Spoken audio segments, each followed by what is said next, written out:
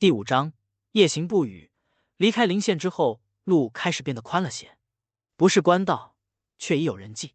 积雪在这里被踩得零碎，泥水与车辙混在一起，显然近几日有商旅往来。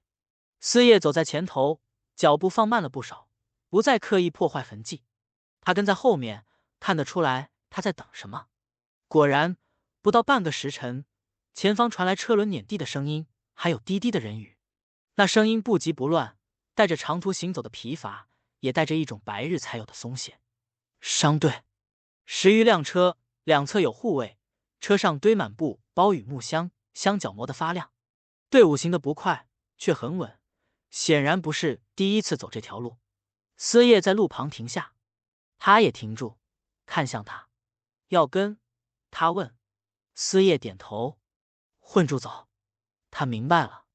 混进商队，人声与车声会掩掉他们的脚步，也能把目光从他们身上移开，代价是要接受别人的目光。商队很快注意到他们，带队的是个中年人，身形圆润，脸上总挂着笑，眼睛不大，却很亮，穿着一身干净的厚袍，走路时肚腹微微晃动，看起来倒真有几分弥勒佛的模样。他先看见他，目光在他脸上停了一下，又落到司业身上，没有多问，只笑着拱了拱手。二位也是往凤城去？司业还没开口，他已经点头。是。那人笑意更深。巧了巧了，咱们也是。他侧身让开一点，天寒路远，若不嫌弃，一起走吧。人多，夜里也安心些。司业看了他一眼，那一眼很短，他没有从那张笑脸上看出算计。不是没有，而是不急。多谢。司业说，只2个字。那中年人却像得了什么回应似的，笑得更开。我姓钱，做点小买卖，走南闯北的。他拍了拍自己圆鼓鼓的肚子，看二位面相不差，不像歹人，能同行也是缘分。他低声回了一句，叨扰了。商队里有几名护卫交换了一下眼神，那眼神算不上善意。其中一个年轻护卫皱了皱眉，低声对同伴说了句什么，目光却不时往他们这边扫。司业感觉得到那目光在衡量，在比较。他没有理会，他却察觉到了。他走得离司业近了些，像是无意，却把自己放在一个更安全的位置。白日里的路很长，商队行得慢，途中歇了2次。钱老板话多，却不刺人，总能把闲话说得恰到好处。他会问他们从哪来，又很快自己接过话头，说起凤城近来的热闹，说哪家酒楼新开，哪条街夜里最亮。司业多半不答，他偶尔应一声，却只答表面，不深谈。钱老板也不追，他看得出来，这2个人身上有夜色，不是适合被问清楚的人。傍晚时，天色暗得很快，商队选了一处背风的坡地扎营。火升起来，锅里煮着热汤，气味在冷空气里散开，让人心口一松。钱老板招呼他们过去，来，喝口热的。他笑着说，夜里冷，别冻着。他接过碗，双手捧着，热气扑在脸上，让他的神情柔和了一瞬。司业站在一旁，没有立刻接。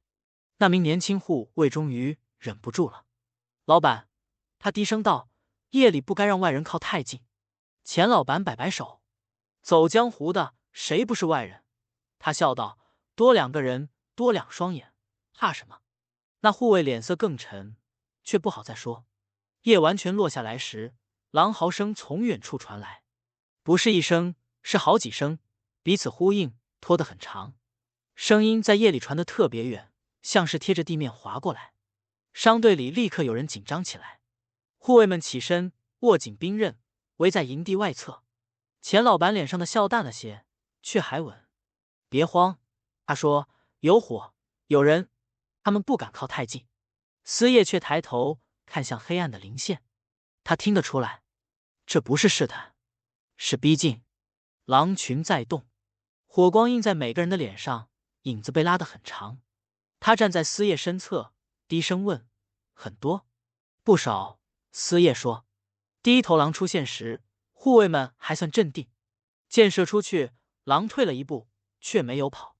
更多的影子在火光边缘晃动，眼睛在黑暗里亮起，一点一点，向夜里的心。